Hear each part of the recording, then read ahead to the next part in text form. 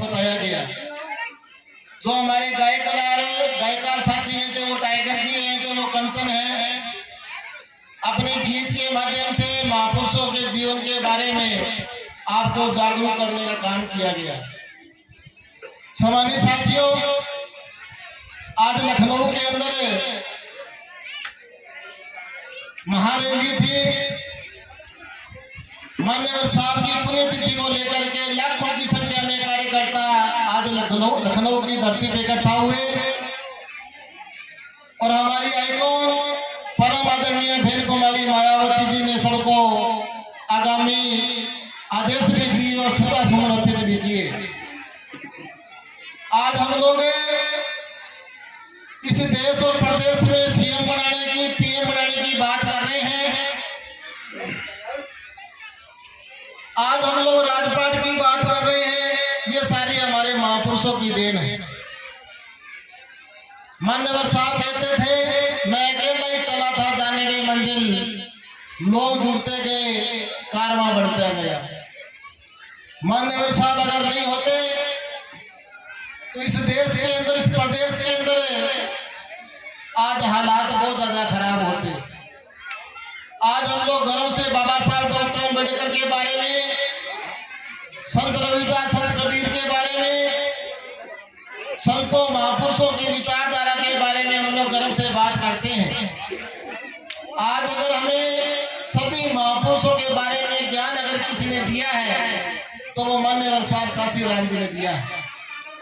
मान्यवर साहब काशीराम जी ने इस देश के सर्व समाज के अंदर राजनीतिक जागृति पैदा करने का काम किया। सभी जाति वर्ग के अंदर नेता बनाने का काम मान्यवर साहब काशीराम जी ने किया। मान्यवर साहब काशीराम जी पूना के अंदर बहुत बड़े साइंटिस्ट थे और 1964 के अंदर कुछ ऐसी घटनाएं हुई तो मान्यवर साहब काशीराम जी के सामने बहुत सारी बातें 1964 के अंदर आई।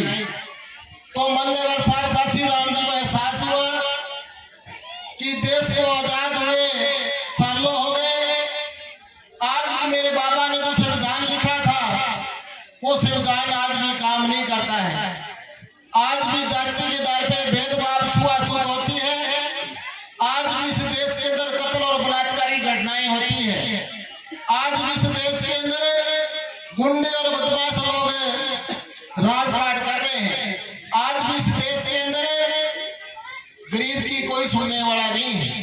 तो मान्यवर साहब काशीराम जी ने समाज की हालात को देख करके मान्यवर साहब काशीराम जी ने 1964 में नौकरी को छोड़ दिया कि आज के बाद में मैं इस घटिया सरकार की नौकरी नहीं करूंगा जिस सरकार के अंदर मेरे समाज के ऊपर जुल्म ज्यादतियां होती है, मेरे समाज में भेड़ बेटियों पर अत्याचार होते हैं। इस प्रदेश के अंदर, इस देश के अंदर मेरे समाज की कोई सुनने वाला नहीं है।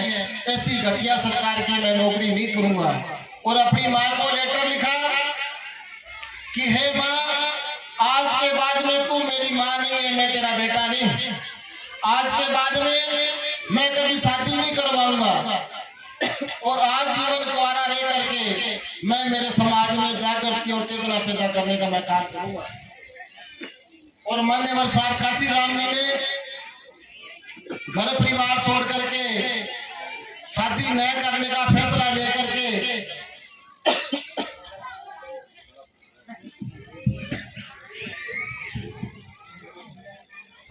परम पूज्य बाबा साहब डॉक्टर अम्बेडकर की प्रतिमा पे आके कसम खाई कि बाबा तेरा मिशन अधूरा काशीराम करेगा पूरा।